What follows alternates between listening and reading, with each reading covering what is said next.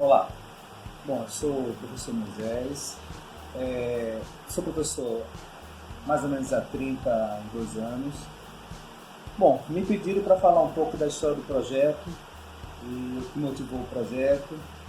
Na verdade, eu tenho umas dúvidas sobre umas teorias que falam sobre leitura, em que se afirma que geralmente a criança aprende a escrever mais se lê mais e lê muito. Eu participei uma vez de um evento em que um professor mencionou algo que eu achei interessante, que é melhor as crianças lerem menos e motivadas do que lerem muita coisa e esvaziada de conteúdos de motivação. Então, está muito em moda, por exemplo, a leitura desses best-sellers, né? Aquelas séries todas que se tornam filmes. E um outro aspecto interessante que talvez tenha motivado é que eles falam muito de lendas urbanas. Eles gostam muito desse aspecto misterioso, o aspecto do fantástico que tem nas lendas. E a partir dessa conversa que eu estava tendo com a turma, e a propósito da Feira do Conhecimento, alguém propôs: professor, vamos ler, o que a gente faz na biblioteca? Tem um livro lá interessante chamado Mal Assombramentos. Bom, então eu peguei exatamente essa ideia dos alunos, a gente veio... No caso, partiu do interesse deles. Exatamente. Massa. E sem nenhuma pretensão maior, a não ser que eles pegassem algo que naquele momento estava interessando para eles. Eu percebi que quando eles liam coisas que interessavam, havia um exercício de escuta, que é algo também que é difícil você ter, às vezes, numa aula, porque eles ficam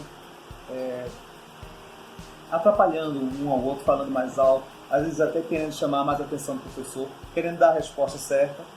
E naquele momento que eles discutiam o texto sobre o mistério que eles escolheram, um conseguia escutar o outro.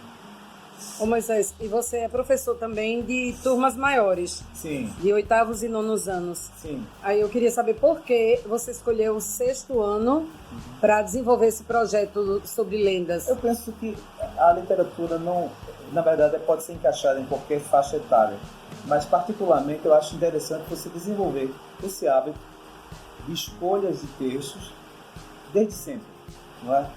Eu penso até que autores mais sofisticados como Machado poderiam ser trabalhados. A gente às vezes tem um preconceito que os meninos não alcançariam essa criatividade com literatura, inclusive com produção de textos bons, né? Na verdade, como eu te falei, não foi a pretensão era mínima, mas a partir do próprio comportamento das crianças em relação ao entusiasmo em ler aqueles textos e na discussão no grande grupo, em que se começou a falar: mas meu avô conta histórias assim, e aí a gente identifica que a partir do texto eles também buscaram uma identidade local, regional, e daí também a história do título ser Lendas Urbanas de Ciência, né? Me parece que lenda urbana é algo que está no imaginário popular em qualquer lugar, e você ouve também falar de lendas de outros lugares, mas havia lendas urbanas do Recife, né? Eu participei, né, vi o projeto, recebi das suas mãos o projeto e eu adorei. Estou muito apaixonada pela língua portuguesa também. E eu percebi que também houve a leitura na questão do desenho, não é? Eu achei interessantíssimo, né? Você também tem esse viés, né, de desenhar. Eu já vi nos seus quadros em sala de aula um desenho que sempre me chamou a atenção, que é um sujeito embaixo de uma árvore lendo um livro. Eu acho fantástico quando você dá aula e faz aquele desenhozinho lá, que é quase um traço único, não é? E eu vi que muitos estudantes, a partir dessa sua empolgação também, desse seu prazer com a questão das ilustrações, vi os meninos desenvolvendo isso também, que é um tipo de leitura, não é isso? Exatamente. Eu até coloquei no projeto que seria uma retextualização, né? Porque assim, é interessante que a escrita é em base em um desenho, né? E é um desenho que os especialistas chamam que é um exercício ontológico de humanidade. Porque se você parar para ver, você que trabalhou com crianças, é muito sofisticado. Você primeiro entender que a sua fala pode ser dividida em pedaços e esses pedaços podem ser desenhados. Então, para todo efeito, a criança aprende a escrever desenhando. E quando você retextualiza, você começa a entender que há recursos que são visuais e que você precisa arrumar maneiras de transformá-los em escrito. Então, a pontuação indica isso, né? Então, o bom uso da linguagem escrita também pressupõe você saber transformar imagens em textos. E o inverso, na minha avaliação, também é importante, porque às vezes você complementa, né, a emoção que foi passada.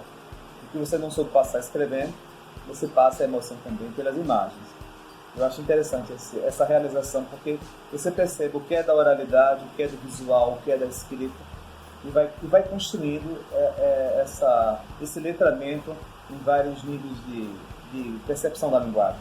Sim, e por falar em percepção, foi possível também você, como professor dessa turma, já perceber as habilidades de alguns estudantes, não é?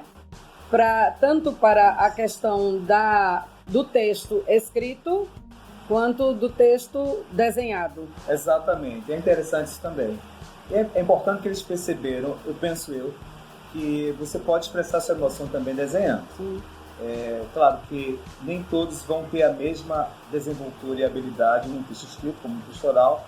E eu penso até que é função do professor poder mostrar isso. Que você precisa dominar, mas não quer dizer que você precisa ser um excepcional escritor. Você tem que conhecer a língua. E aí aqueles que têm mais habilidades para um lado ou outro se encontraram também aí. Foi uma forma de também não frustrar quem não pôde construir um texto escrito mais elaborado, pôde fazê-lo também desenhando. Você percebeu, com esse trabalho desenvolvido, retorno na parte dos conteúdos propriamente ditos, daquilo que é cobrado, né, gramaticalmente e tal, se houve um avanço nesse sentido com esse trabalho, Moisés? Sim. No geral, eles já estão dominando, por exemplo, aquela divisão que se faz dos textos narrativos. Então, ele já, professor, o desfecho dessa história poderia ser assim, diferente. Professor, esse conflito... Então, eu percebo que já há na linguagem a percepção dos elementos importantes da narrativa. Agora, mais importante, Raquel, eu acho, é que eles estão começando a ter esse hábito de escrever também. Sim. Porque a escrita é uma tecnologia, durante muito tempo foi a principal tecnologia, eles dominam perfeitamente esse maquinário, o celular, o computador, mas estão perdendo essa capacidade de escrever.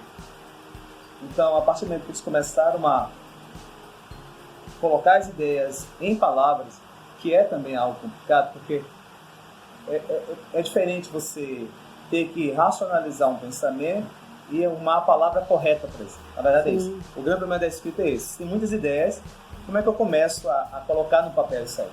Então, acho que o grande avanço foi essa propensão maior, essa atitude de começar a escrever mais, não é? Além daqueles elementos que a gente normalmente percebe que eles têm dificuldade, como pontuação, né? Como você fazer uma boa divisão de ideias. Isso você consegue ler e aprender lendo, aliás. Você consegue entender lendo. Quando a ideia começa, termina, que seria uma situação inicial, e a partir de então eles começaram a escrever mais. Eu acho que foi interessante esse aspecto. E a prática da leitura deleite mesmo, né? Sim. Ler para se deleitar-se, pelo prazer, simplesmente pelo prazer. E a gente tem percebido que a vinda deles à biblioteca também aumentou, se intensificou, não é? Então, é o caminho. Sim. E eu penso mais, eu acho que não é a quantidade de leitura. Sim. Aliás, eu acho que alguns especialistas falam isso, que para você ser um bom leitor, você tem que ler e ter tempo para pensar sobre o que leu, né? Então, não é uma grande biblioteca individual que faz um bom leitor, mas uma biblioteca permanente, selecionada. Você precisa de tempo para ler, para digerir, para aprender aquela estrutura, para começar a usar essa estrutura. Então, todo esse movimento na direção do livro foi, enfim, intensificado com o projeto, penso eu. Eu queria agradecer ao professor Moisés, que tem um trabalho brilhante aqui na Escola Paulo VI. e é um apaixonado por literatura, né, Moisés? Claramente percebe-se, a gente percebe os pares e dizer que a gente pode continuar, que esse trabalho não para, não é isso? Começou com as lendas e você pretende estendê-lo de uma certa forma, por exemplo, de repente a gente fazer um sarau a partir dos interesses que foram surgindo. Eu acho que está na hora da gente começar a fazer um retorno para os meninos. Eles produzindo os textos, seria interessante a ideia de fazer uma edição, um evento, para mostrar a produção, até como forma de motivar os outros e motivar aqueles que fizeram a fazer de novo. Publicar, né? Publicar. Essa é a ideia. Beleza. Muito obrigada, Moisés. Obrigado.